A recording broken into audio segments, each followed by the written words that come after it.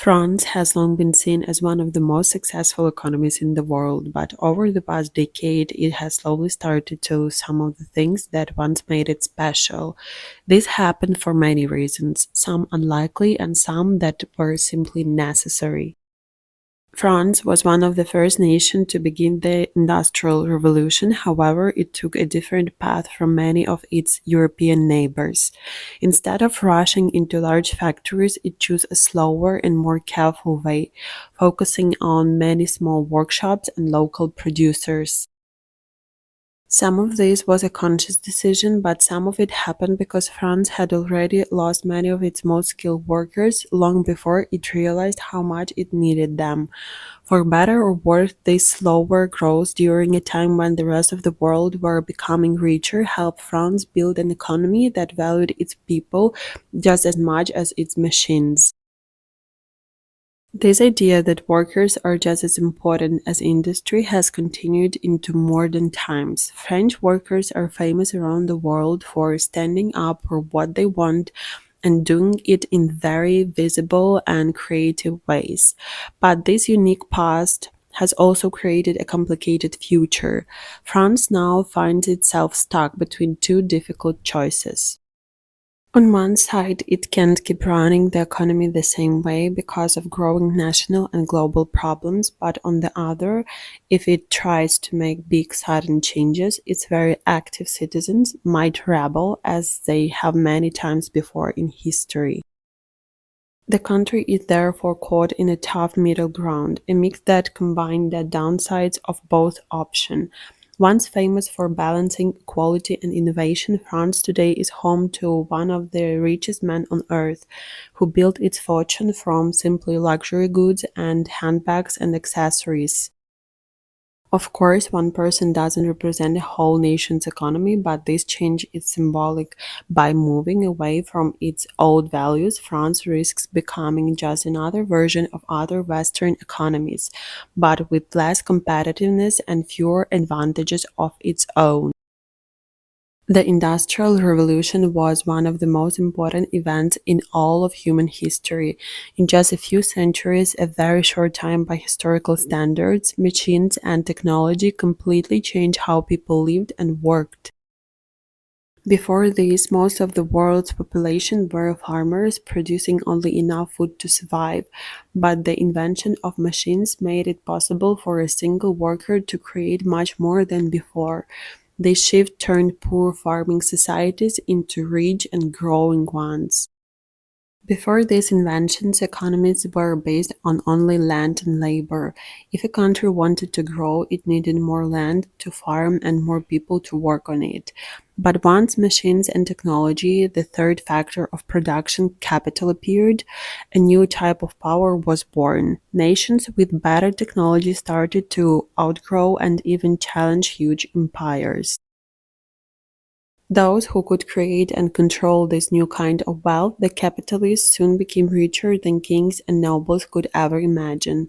This also caused a boom in population and in global wealth, but it came with a cost, heavy use of the planet's limited resources. That is how it went for most countries, but France's story was a bit different. Industrialization didn't happen there overnight. It was a slow and gradual process, a long journey from hand tools to automated machines. Even though France was one of the first to start industrializing, its progress was slower than of its neighbors in Europe. Historians gave several explanations for this, but the main ones are political instability and lack of confidence.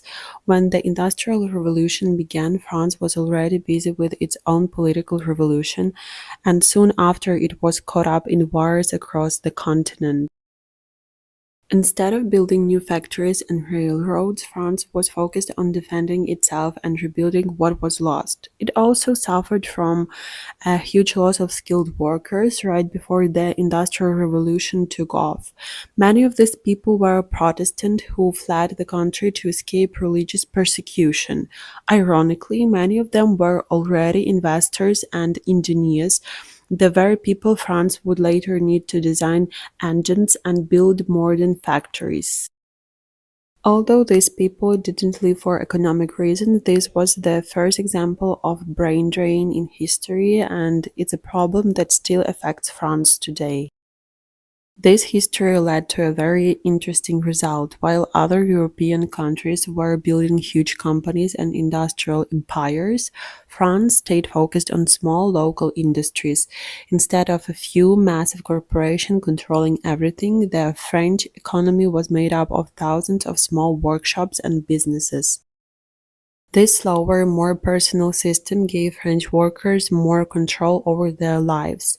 In many other places, people were thrown into dangerous factories and lost almost all power over their employers. But in France, with so many small businesses, workers had more options and stronger voices. In economics, when only one company dominates an entire market, it's called a monopoly.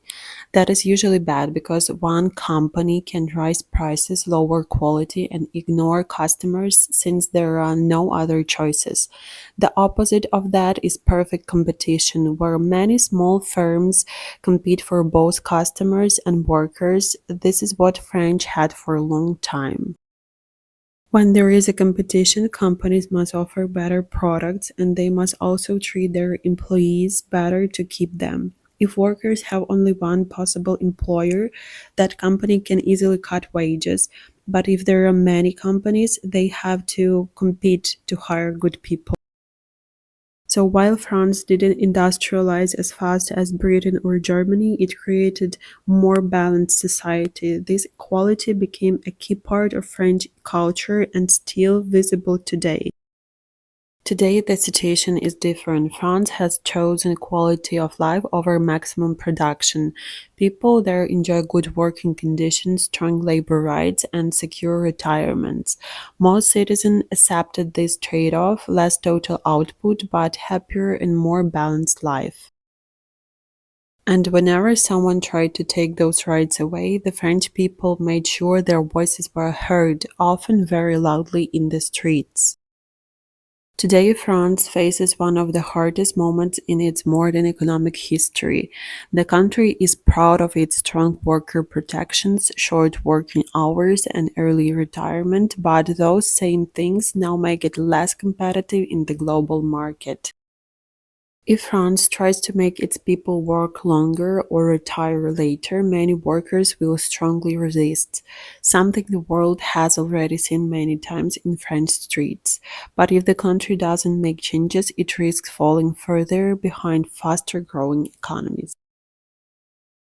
Economists cannot predict the future, but one thing is clear: the country must adapt. It is slowly reshaping its economy to look more like other advanced global powers. In the long run, this might help it stay strong and modern, but the short term will not be easy.